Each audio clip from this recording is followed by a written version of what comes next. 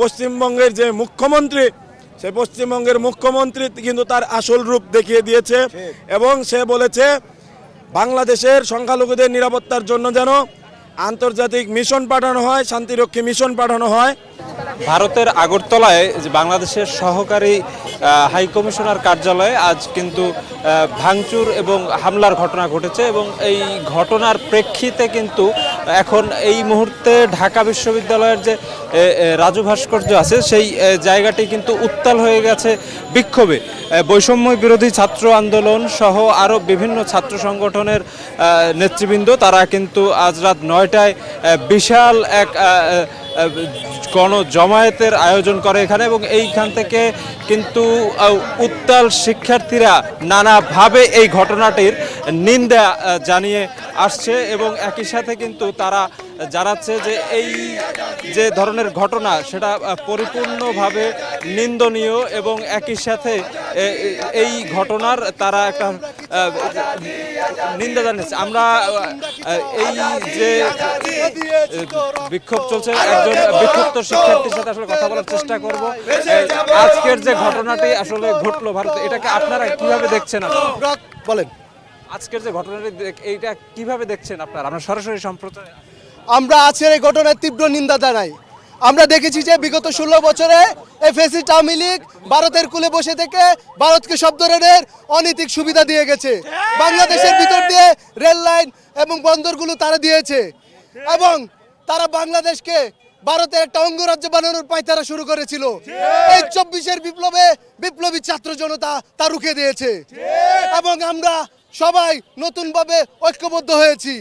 আমরা দেখেছি যে 90-এর গণ অভ্যুত্থান কিভাবে ব্যর্থ হয়েছে। সেই জায়গা থেকে শিক্ষা নিয়ে এবং আমরা 24-এর ছাত্র জনতা যে ঐক্য করে তুলেছি সেই ঐক্যকে আমরা সুদৃঢ় করব এবং এই দিল্লির বিরুদ্ধে ভারতের আগ্রাসনের বিরুদ্ধে যে সময় সুযোগ আসবে আমরা রুখে দাঁড়াবো এবং এই ফ্যাসিস্টদের আমরা ঘোষণা দিতে বলতে চাই, আপনারা যদি মনে করে থাকেন বাংলাদেশের পাশে বসে থেকে আপনারা টুপ করে ঢুকে যাবেন, আমরা আপনাদের বলতে চাই আপনি টুপ করে ঢুকেন, আমরা আপনাকে চট করে ডয়ে কেরানীগঞ্জ কারাগারে পাঠিয়ে দেবো ইনশাআল্লাহ।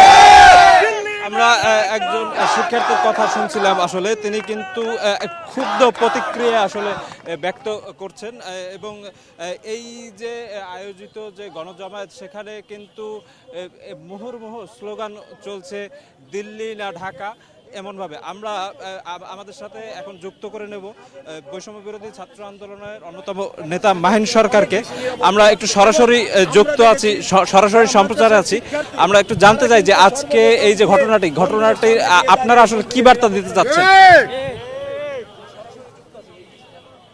জি, আপনারা দেখেছেন আজকে ভারতের কনসুলেটের সামনে, বাংলাদেশের যে কনসুলেট সেটির সামনে কিভাবে উগ্রবাদী এবং হিন্দুত্ববাদী সদস্যরা তারা হামলা করেছে এবং বাংলাদেশের যারা নাগরিক সেখানে ছিল তাদের উপর আক্রমণ করেছে এবং একই সাথে সিলেটের যে সীমান্ত সেই সিলেট সীমান্ত দিয়ে তারা কিন্তু অবৈধভাবে অনুপ্রবেশ করার চেষ্টা করেছে। একই সাথে পশ্চিমবঙ্গের যে মুখ্যমন্ত্রী, সেই পশ্চিমবঙ্গের মুখ্যমন্ত্রী কিন্তু তার আসল রূপ দেখিয়ে দিয়েছে এবং সে বলেছে বাংলাদেশের সংখ্যালঘুদের নিরাপত্তার জন্য যেন আন্তর্জাতিক মিশন পাঠানো হয়, শান্তিরক্ষী মিশন পাঠানো হয় এবং তাৎক্ষণিকভাবে আমাদের উপদেষ্টা আসিফ মাহমুদ ভাই এর প্রতিবাদ জানিয়েছে ফেসবুক হলে এবং এইখানে আমরা আনুষ্ঠানিকভাবে বাংলাদেশের ছাত্র জনতার পক্ষ থেকে রাজু ভাস্কর্যে প্রতিবাদ জানিয়েছি এবং প্রতিবাদ জানিয়ে যাব যতক্ষণ পর্যন্ত ভারতীয় আগ্রাসনবাদ বাংলাদেশ থেকে বিতাড়িত না হবে। আমরা মাহিন সরকারের কথা শুনছিলাম, তিনি কিন্তু স্পষ্ট বার্তা দিয়ে দিয়েছেন যে এই যে ঘটনাটি পরিপূর্ণভাবে নিন্দনীয় এবং সবচেয়ে বড় ব্যাপার যে ভারতের মুখ্যমন্ত্রী যে ধরনের মন্তব্য করেছেন তার বিরুদ্ধে কিন্তু বাংলাদেশ সরকারের পক্ষ থেকে আসলে ইতোমধ্যে পদক্ষেপ নেওয়া হয়েছে। আনুষ্ঠানিক এবং অনানুষ্ঠানিকভাবে কিন্তু তারা এই যে ধরনের ঘটনা সেই ঘটনার নিন্দা জানিয়েছে। তবে আমরা আরও যেটা জানতে পেরেছি যে বাংলাদেশি দূতাবাসের যে অফিসটি সেখানে ভাঙচুরের ঘটনায় কিন্তু ভারতও আসলে এই ধরনের ঘটনা চায় না, এমন উল্লেখ করে আসলে একটি তারা ওই কূটনৈতিক মহলে তারা জিনিসটি জানিয়েছে। তারা কিন্তু বাংলাদেশের যতগুলো হাইকমিশন অফিস আছে ভারত জুড়ে সেই জায়গাগুলোতে কিন্তু নিরাপত্তা জোরদারের ব্যবস্থা ইতিমধ্যে করেছে বলেই আসলে আমরা জানতে পেরেছি। তবে শিক্ষার্থীর পক্ষ থেকে এই ধরনের যে ঘটনা, সেই ঘটনাটা পরিপূর্ণ নিন্দনীয়, সেটাই আসলে তুলে ধরা হয়েছে আজকের এই বিক্ষোভ এবং প্রতিবাদ সমাবেশে। এবং এই বিক্ষোভ এবং প্রতিবাদ ধারাবাহিকভাবে চলারই আসলে একটা পূর্বাভাস এই শিক্ষার্থীরা জানিয়েছেন। এবং তারা বলেছেন যে ভারতের আসলে এখন বোধোদয় হওয়া উচিত, বাংলাদেশের জনগণের পাশে থাকা উচিত এবং বাংলাদেশের জনগণের আশা আকাঙ্ক্ষার মূল্যায়ন আসলে ভারতের মানুষ এবং ভারত সরকার করবে, এমনটি প্রত্যাশা কিন্তু এই বিক্ষোভ সমাবেশ থেকে করা হয়েছে। তো এই ছিল আমার কাছে রাজু ভাস্কর্য থেকে চলমান যে প্রতিবাদ এবং নিন্দা সমাবেশ, সে ব্যাপারে সর্বশেষ।